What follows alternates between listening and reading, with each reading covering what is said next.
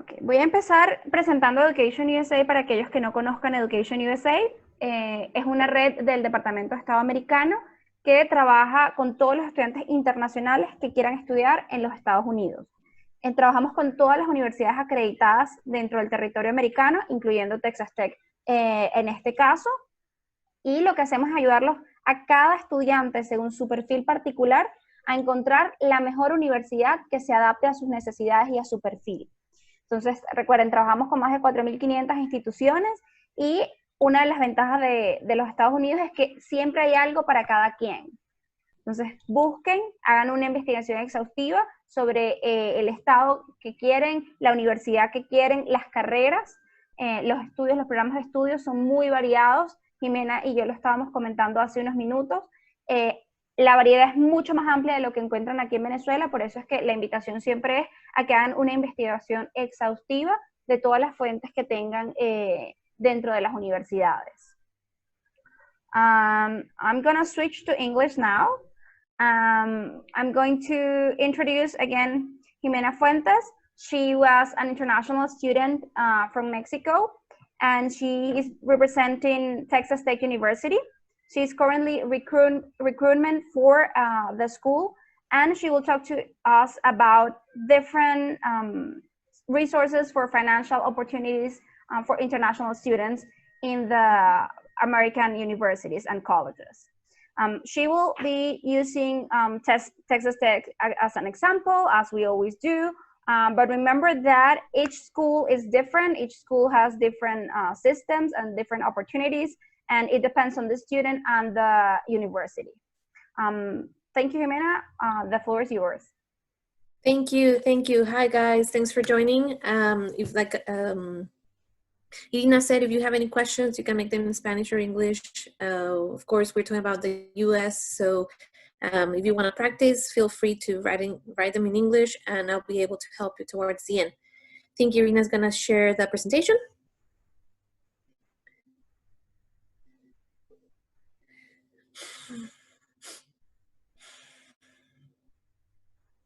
Okay.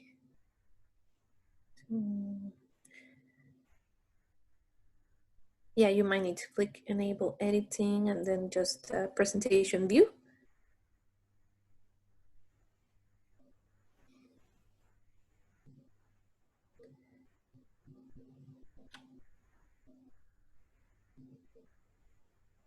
Perfect. Okay, so if you could go to the third slide, please. Like Irina mentioned, we're going to be covering information about financial options, financial aid for international students. Keep in mind that financial aid is really not available for international students in the US, but there's other ways to get financing, like to help finance your education through scholarships, through even your home country government, family and close friends, or even by employment. That one I will cover. It's a little bit tricky because there's rules for international students, but just keep that in mind. In this presentation, I'm going to focus fully on scholarship information. That way you can see the different ones and how to find them. It's very easy, and this obviously applies to every other university. I know I'm representing Texas Tech University, but the way of doing this is very similar for every US university. So invest in your future. If you don't mind, Irina, going to the there, perfect. So things to consider: plan wisely, take your time. Choosing a university is a very important decision. Well, first of all, choosing a major, choosing what you want to do for the rest of your life is a very important decision. Once you have that is when you start looking and researching and working with centers like EducationUSA to be able to choose what university will best adapt to you and what university you really want to attend. And there's a lot of things to consider. So that's why we say plan wisely. Take your time. This is an important decision. The place that you choose is a place that you're going to spend probably the next 4 to 5 to even longer years of your life. Also, there's students who choose to do grad school, so that just means like it's gonna be a lot longer, the amount of time spent in one place. So take your time. Then find a US college that you can afford. This is very, very important. A lot of different places vary in pricing because of the city that they're located, the town they are located. Just there's a lot of things to consider when you're selecting a college. So find one that you can afford. Also, keep in mind that you need to prove your financial funds. So for cost of attendance, that you're going to be able to cover that amount. You're going to be talking to not only the university, but to U.S. Customs, to a lot of like different entities here in the U.S. For government are the ones that admit international students. So those are the major ones that you need to prove your fund of sufficient funds for the cost of attendance, which includes living expenses, health insurance, tuition and fees, and books. So living expenses, it's like where you're going to live. A lot of the times, schools, at least for the freshman students, you will be required to live on campus. After your first year, you can move to different dorms or to a different apartment, or when you find friends, you can share the cost of a apartment near campus. So there's a lot of different options, but just keep in mind that that will come probably after, more than likely after your first year in college. Health insurance is something that you cannot skip. Every university will require you to have health insurance. So this is very important to make sure you're aware of these. Tuition and fees is just tuition and fees, how much it costs to attend the university based on how many credit hours you're going to be taking. And there's always fees for different processes that you have to take. Books is one that gets included in that cost of attendance breakdown, but you can actually find books very easily through different websites. You can rent them from the libraries. Here at Texas Tech University, we have a huge program, and international students are able to rent them actually for free. So it's just depending the different options that you have and how much research you have done and how much resources you can find in the university that you select. And like I say, there's different cost of living expenses because of the city or town where you are choosing to go to. So in this case, obviously going to a city such as Houston is going to be very different from coming to a city like Lubbock. Lubbock is a smaller place, but it's very focused in your education. It's a huge university, tier 1 institution. So it just depends where you want to go. And search for financial aid options, which is the different scholarship opportunities that you could have. Next slide, please.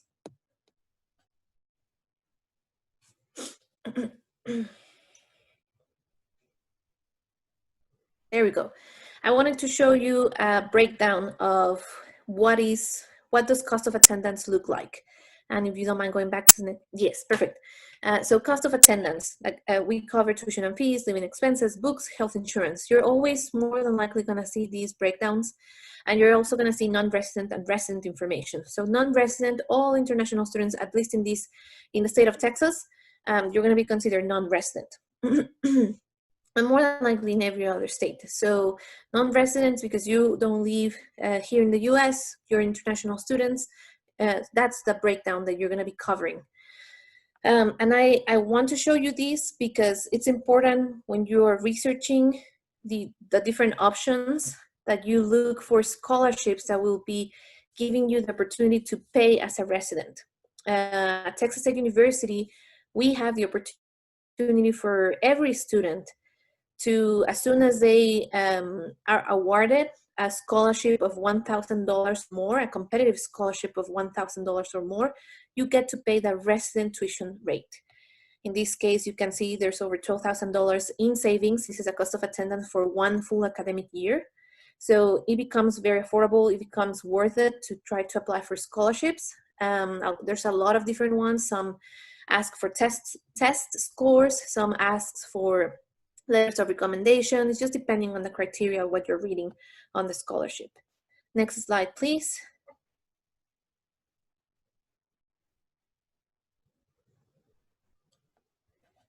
Okay, so sources of financial aid. Your home country. There's a lot of different options that you can find on your own home country. Again, it will be depending on you and the research that you do. Different options could be embassies, could be large international organizations that you can search and see if they can help you with some scholarships, and that could be an option. We have a lot of cases, a lot of international students, probably 80 to 90% of them are funded by their family and close friends, like mentioned at the beginning. So that's really like the strong case that students rely on their families and to get these amounts covered. So unemployment, it's an option, but it's more, it gets combined with the other help that you can have while trying to pay for your education. Because there's limitations for international students for employment. And I'm sure Education USA is aware, and they can help you with all of this information as of OPT or CPT or employment on campus during your studies, but it has a lot of different rules for international students. And the one that I want to focus on is scholarships. So US university scholarships. Next slide, please. Next one too. Okay, so how to look for scholarships, how to find them very easily, literally, it's easy. You can type the name of the school that you're interested in. Let's say in this case, Texas Tech University or TTU, followed by scholarships, and it will bring you different websites. Obviously, try to find the websites that are from the university that you're looking for and have the ending .edu. That way you know, like it's the website from the university, and that's how you can find all of these different scholarships available to you through that specific institution. So there's different ones. There's first year students. First year students only means that you have graduated from high school. You don't have any other studies. You haven't started any other type of education in any other institution. That's the first year student scholarships. Or freshman scholarships. Then transfer students, you have started some kind of education at the college level. So you could have started home, you could have started somewhere else in the US. There's scholarships like that, transfer student scholarships. And the majority of the times, all of these scholarships are renewable. There is probably a letter that you need to continue writing, or certain link that you need to fill out some questions for the people who are reviewing these scholarships to make sure you can renew it. Some others will be based on the GPA, which is your grades, or on test scores, at least to apply for them from the beginning. Okay. Another important point is first come, first served basis. So what do we mean with this? This means that you need to make sure you're following the deadlines of the application. And there's a lot of times limited amount of resources for scholarships. These resources are very, very high. So more than likely, if you meet the criteria, you will get the scholarship, but you need to make sure that you are following the deadlines, that you're applying when you're supposed to. A lot of the times, if you miss the deadline by even a day, it's not very well viewed. Just keep that in mind. Not procrastinate and leave it to the last minute. Try to apply, find those scholarships, find the criteria, and apply for them. The sooner you apply, the higher the chances are for you to get that scholarship. Merit-based scholarships and competitive scholarships, these are based on your tests. So if you choose to do the SAT, that's the most common way, or the ACT test, and you have very high score, you should start looking for those scholarships and what are the minimum SAT scores criteria for you to apply for them. The majority of the times, and I have an example here that I will show you, but the higher the SAT score, the higher the amount you're gonna be getting as for your scholarship. And competitive scholarships, there's a lot of different scholarships that probably are not competitive. This means that you won't be able to get that in-state tuition rate, but you will be able to get some money for your scholarship. It's just not gonna be able to give you that opportunity to pay as in-state. And finally, departmental scholarships. These ones are the ones that are based on what you want to study. So let's say I want to do mechanical engineering. So I'm going to get accepted first into the university, followed by being accepted by the College of Engineering, followed by applying and having my concentration in mechanical engineering.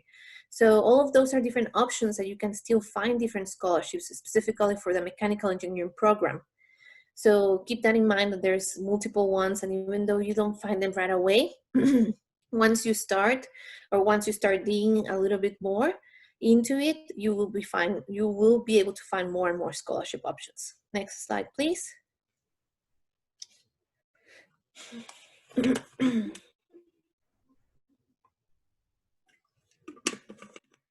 Thank you. Sorry, I'm getting thirsty. So I know we already covered these, but I just wanted to give you a reminder: out-of-state tuition versus in-state tuition. It's important for you to keep in mind that information. As soon as you qualify for a good scholarship, a lot of universities that have that opportunity, that you will be able to pay as a resident from the place you're applying to. In this case, Texas, the resident of Texas. Next slide, please.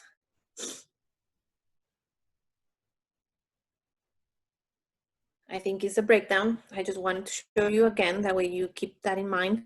It's savings of more than $12,000, so that's important. I guess you cannot hear me. Can you hear me now?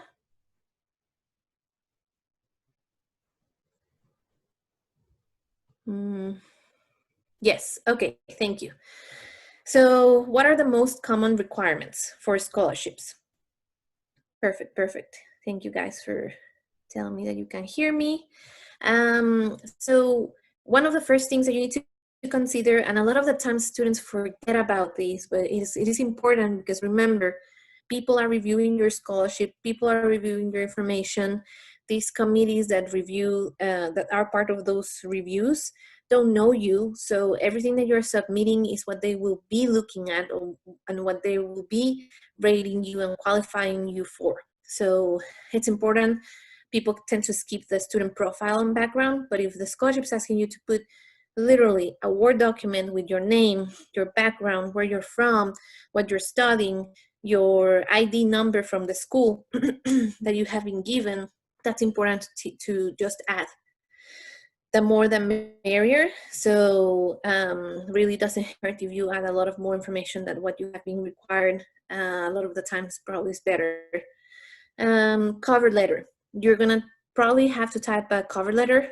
Sometimes they give you a topic, some other times they don't. So it's mainly a cover letter about yourself. And what you're doing, where you're from, what are your plans for your education, what do you want to achieve once you finish your education, stuff like that. But mainly, a lot of the times, you're going to have a topic. Academic transcripts. This is very important. As a freshman student or as a transfer student, you will need to upload your academic transcripts, and these are your grades. These are everything that shows your academic information.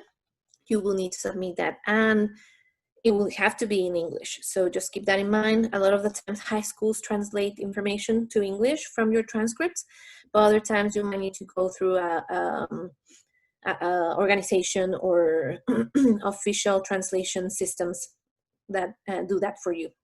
Test scores. Like I said, not all scholarships require these, but the first ones that you will be probably exposed to, and the ones that you are going to be able to give you some of that in-state tuition opportunity, are based on test scores. So you need to submit your test score of either the SAT or the ACT, depending what test you you want to take. I'm not sure what's the common in Venezuela. I believe the SAT. But it's another way of using EducationUSA. They have a lot of different resources. See, SAT is the most common one. Perfect. So yes, guys, take advantage of that, study, and try to get your scores as high as possible.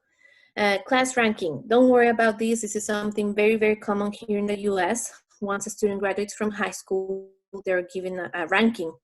So if you don't have one, you will be given one. The university will provide you one based on your academic transcripts and your test scores. So all of that will be given to you if you don't have a class ranking.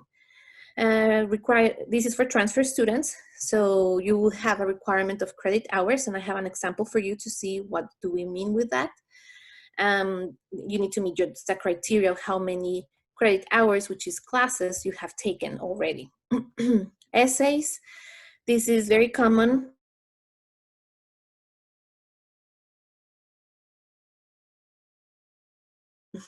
Also, make sure you're following the rules. If they're asking you to type in certain font, do follow those rules.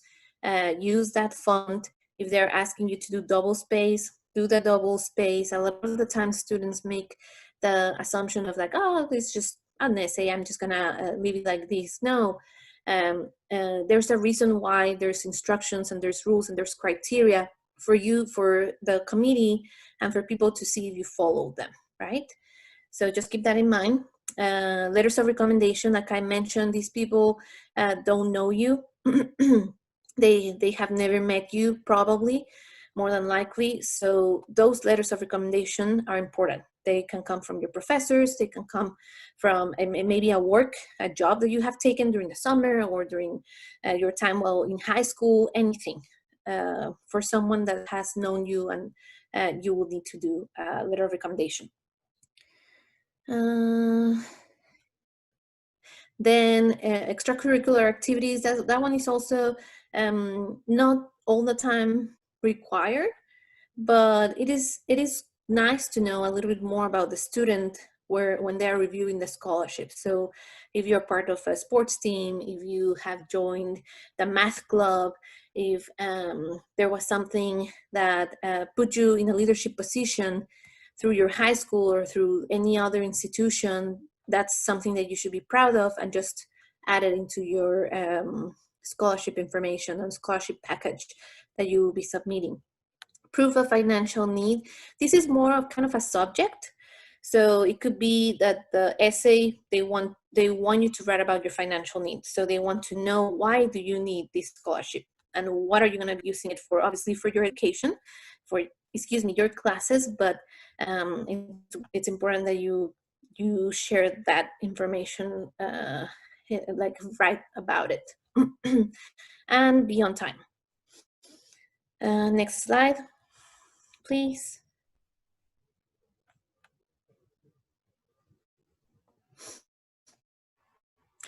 So this is one example of a first-year student scholarship that is based on test scores.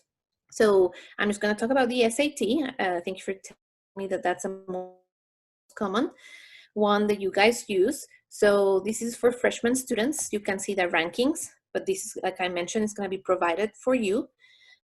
So as you can see, if you could focus on the bottom part of the slide, scholarships amounts. The higher the SAT score that you get, the higher the award you will be given.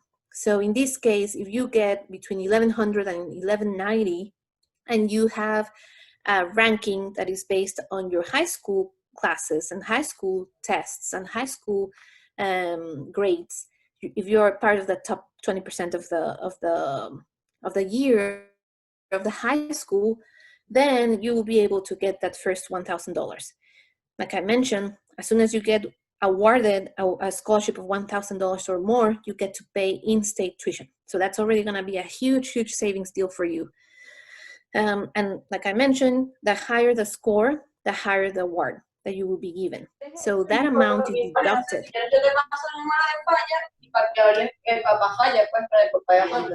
Que hables con él y él te puede guiar también, porque él ya hizo todo eso el año pasado. Yeah, I'm gonna mute them. I'm sorry, please mute. Yeah, there we go. No worries. Sorry. No. So yeah, as you can see, the higher the score, the higher the amount, and that gets deducted from the total.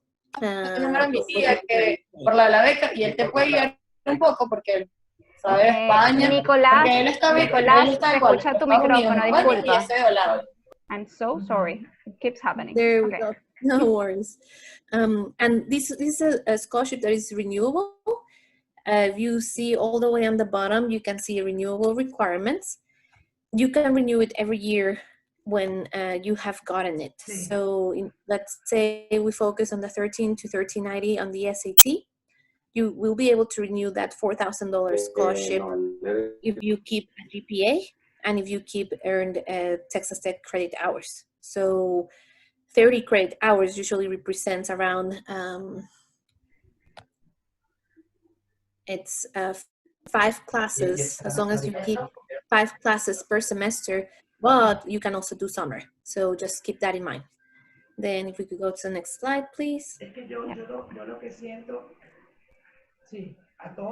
This is an example of a transfer student scholarship. So transfer is those students who have started their education. So you could have started back home, or you could have started already here in the US in a community college or any other university, really.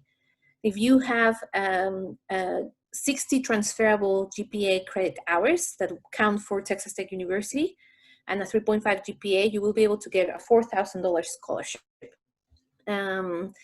There's renewable requirements as well. If you keep a 3.25 GPA and 12 earned credit hours per term, you will be able to continue having this scholarship throughout the next years. Then next slide, please.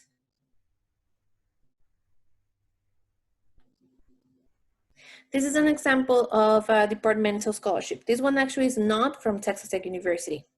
It's from the University of Dallas. But I wanted to show you how specific it is for departmental. So here we're talking about a student who is interested in chemistry or biochemistry. So you can see the application when it's available, August 1st, the deadline. Usually scholarships give you a lot of time to apply for them. So this one is until January 15th. So if you see a scholarship right now, it's probably not available yet, but as soon as it's August 1st, you will be able to apply for that. And you have September, October, November, December, even January, the first days of January to apply for that. Then they put you a deadline for interview. This specific scholarship, you will be required to attend an interview. But you can see they are asking for a letter of recommendation. They're asking for your high school transcripts. And then finally, the third step, they're asking you for a campus interview. So just these are different scholarships. The amount of the scholarship is from $1,000 to $5,000 per year. So it is important that you keep in mind the different opportunities that you have and really search the criteria and try to find them as many as possible. Also, there's no limit. If you earn multiple scholarships, you can have all of them. There's not going to be like, oh, he already has this one, we won't give him the other one. No, if you qualify for them and have the criteria, you could get those scholarships. And next slide, please. I think that's the end of my presentation. But I just want to open it for questions. I think Irina has been helping me with some. Yeah, hi. We also have Sarai, which I will just unmute. Where is she? I just lost her. Can you see me, guys? Okay. No, ¿verdad? No. Okay. Okay, stop share. Ojalá. Okay, ahora sí. Chévere.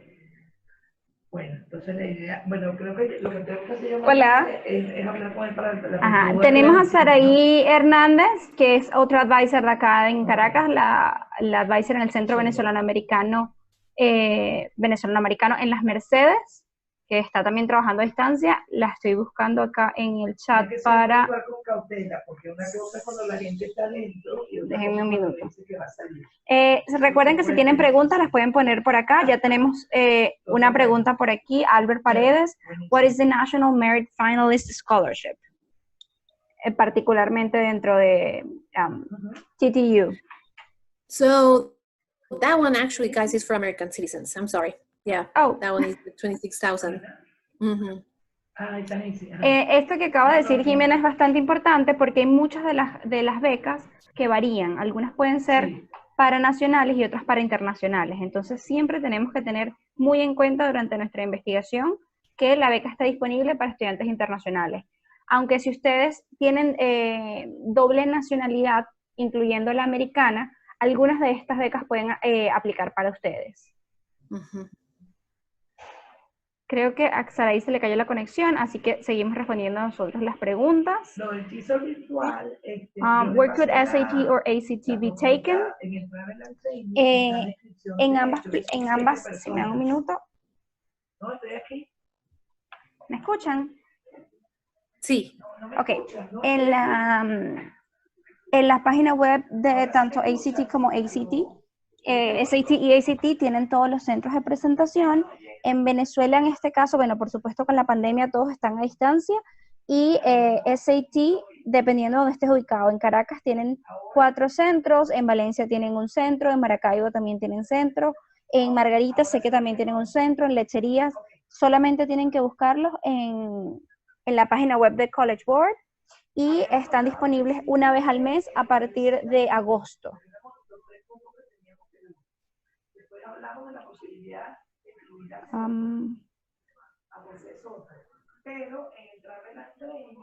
Can you hear me? Yeah, okay.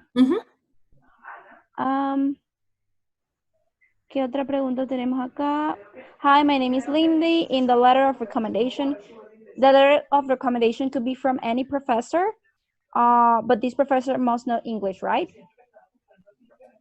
Yes, more than likely, if it's better if it's already from the professor and it's in English. I know that I had answered your question as well. It's fine if you translate it, but I wouldn't recommend it.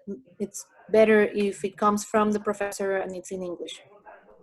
Okay, Jose is asking if the recommendation letter can be in just like a simple paper, or it has to be an official from the university the professor belongs to, or the teacher. As long as yeah. Oh, sorry. Yeah, as long as he has the who he's coming from, and like it could be, it's legitimate.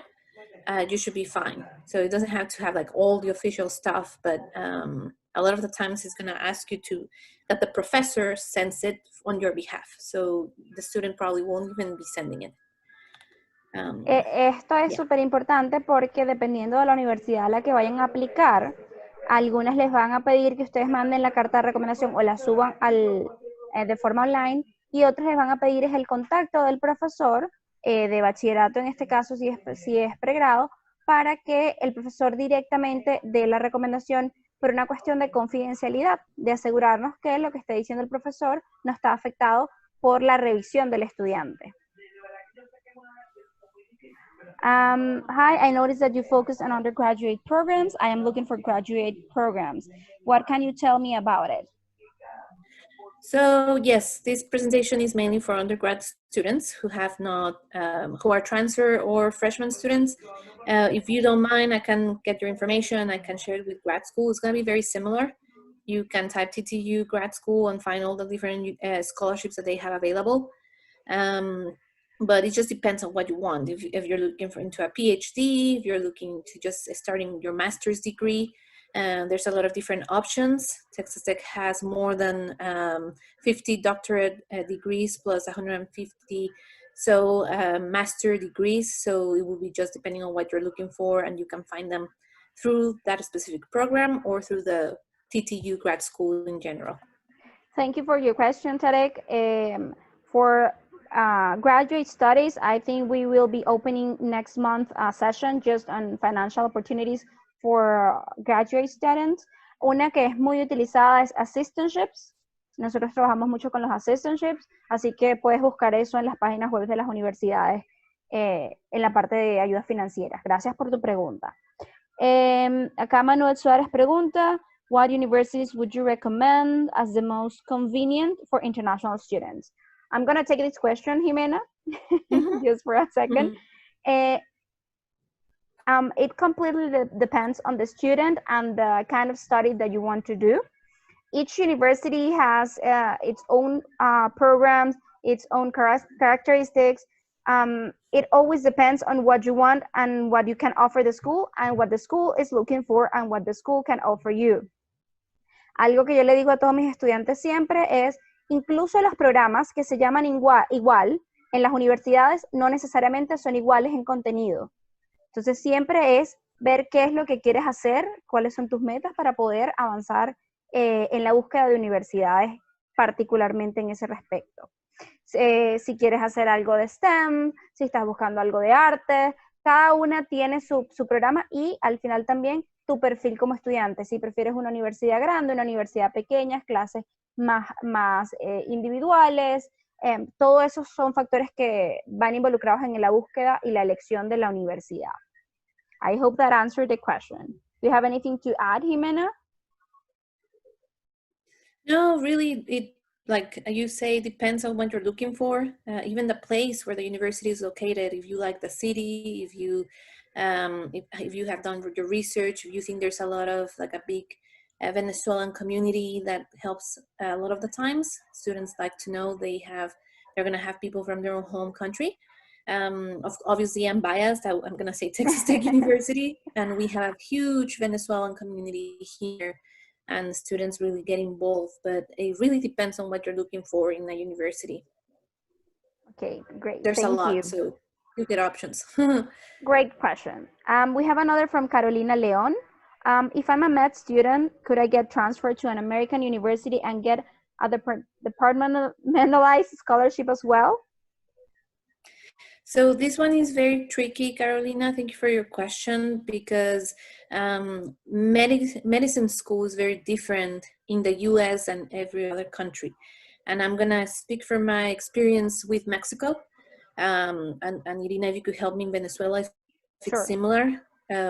In the US, you don't start right away into medical school.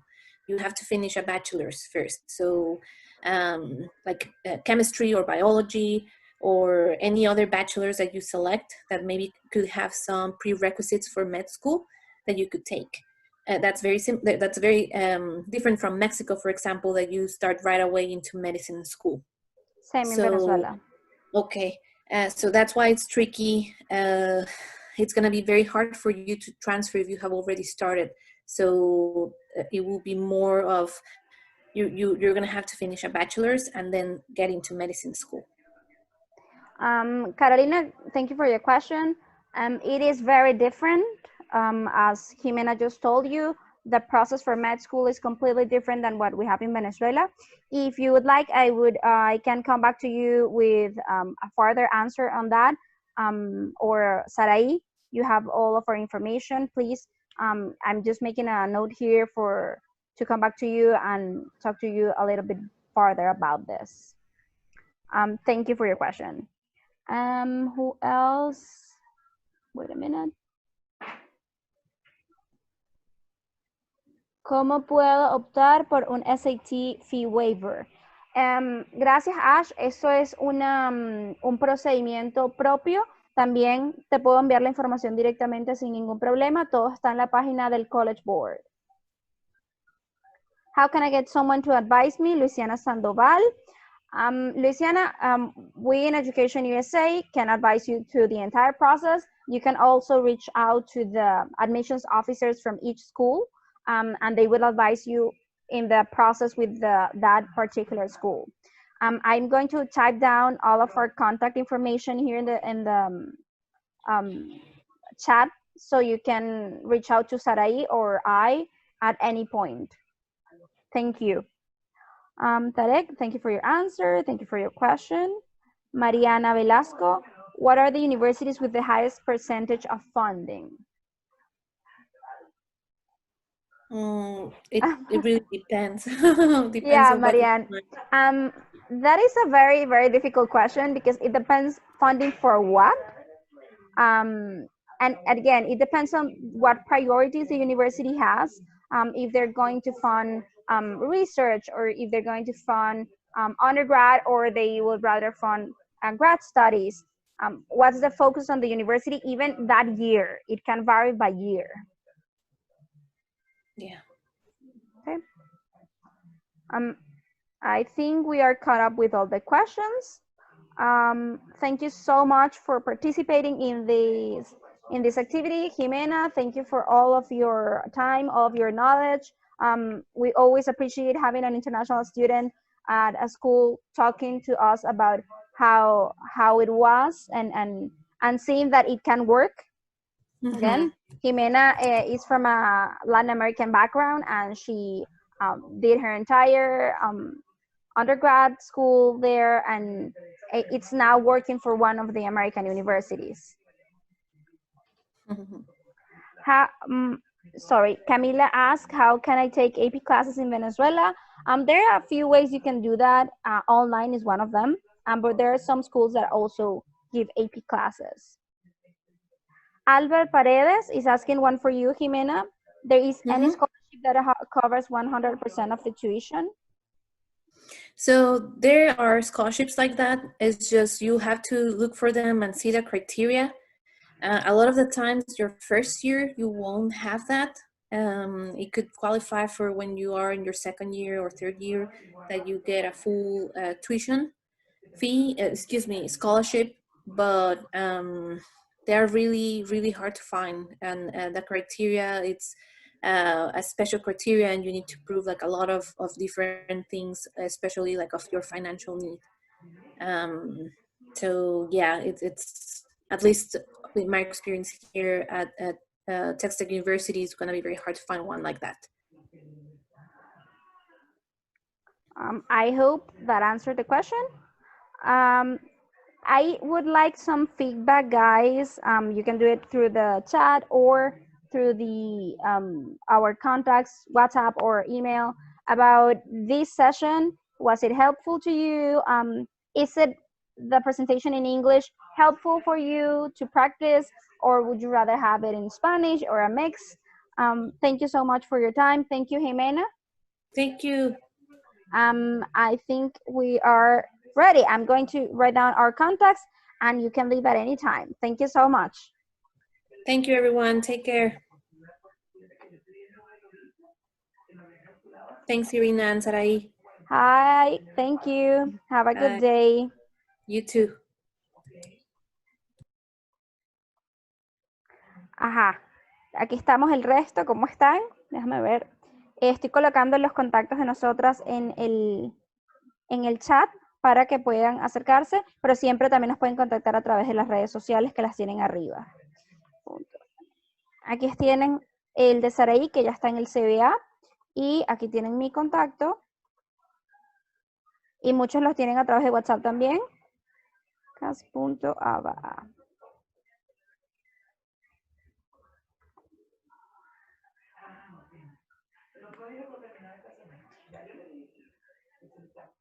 Listo. Si tienen alguna pregunta, muchachos, tenemos unos 5 minutos adicionales que podemos estar Saraí y yo acá respondiendo las preguntas. Si tienen alguna pregunta sobre algún procedimiento específico acá en Venezuela, etcétera, estamos disponibles.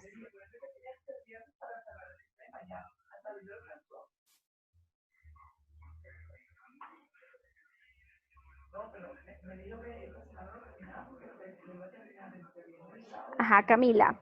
Sí, no, el AP exam lo puedes tomar en los colegios internacionales.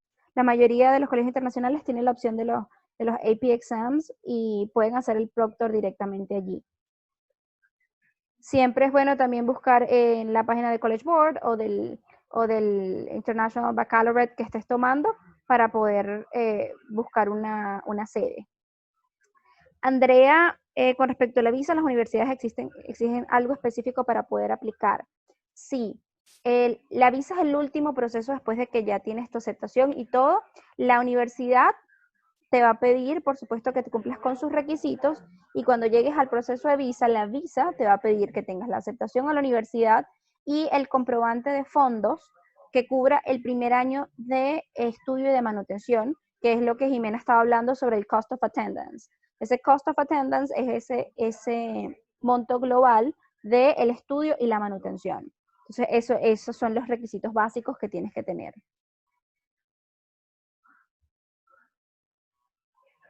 ¿Alguna otra pregunta?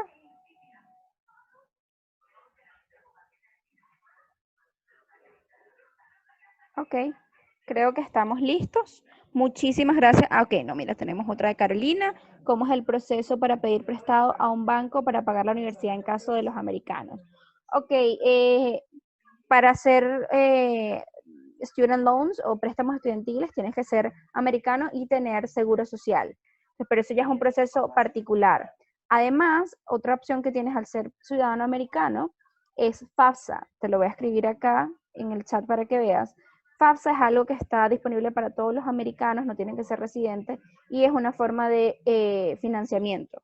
Entonces, eso es lo primero que nosotros recomendamos que hagan a los ciudadanos americanos. María pregunta, ¿todo esto se hace a través de la embajada? Sí, el proceso de visa se hace a través de la embajada. Todo el proceso de admisión, etcétera, se hace con la universidad directamente. Y bueno, y en EducationUSA los apoyamos durante el proceso. El proceso de visa sí se hace en una embajada local. En este caso en Venezuela no tenemos una embajada local abierta, entonces muchos los hacen a través de Colombia, los hacen a través de España, de Paraguay, perdón, de Panamá. Hay muchas embajadas en donde lo puedes hacer. Ajá, Carolina pregunta, ¿llegan a ser del 100%? Sí, hay student loans que pueden ser del 100%, pero se tiene que estudiarlo muy cuidadosamente por temas de las formas de pago y bueno, de cuánto es el préstamo. ¿En EducationUSA tienen algún programa de preparación para el SAT? Albert, gracias por tu pregunta. No tenemos nosotros mismos un programa de preparación, pero College Board, que es la empresa que hace SAT, tiene su propio programa de preparación a nivel online. También tienes muchas opciones, nos puedes escribir sin ningún problema al correo y te mandamos algunas de los recursos que nosotros usamos. También hay muchos profesores particulares acá en Venezuela, tienes distintas organizaciones que lo dan, pero la mayoría de nuestros chamos se preparan online. ¿Dónde puedo presentar el SAT? María, ¿en dónde estás ubicada? Lo puedes buscar directamente en la página de College Board. Déjame ponerte por aquí. College Board. Allí buscas los centros de presentación, pero acá en Caracas, como comenté anteriormente, tienes 3 centros activos. También tienes en Margarita, tienes uno en Valencia, tienes en Maracaibo, tienes 2. Hay varios a través de Venezuela. Ok, ahora sí estamos listos con el tiempo. Muchísimas gracias por asistir. Si tienen alguna pregunta, por favor envíenoslas al correo o a nuestros números de WhatsApp y estaremos disponibles para ustedes. Siempre pendientes a nuestro Facebook y a nuestro Instagram, en donde estamos publicando todas las charlas. Todas las semanas tenemos cosas para ustedes, para que se puedan preparar para estudiar en universidades americanas, tanto el pregrado como el posgrado. Y nada, estamos listos. Muchísimas gracias por asistir. Que tengan muy buen día.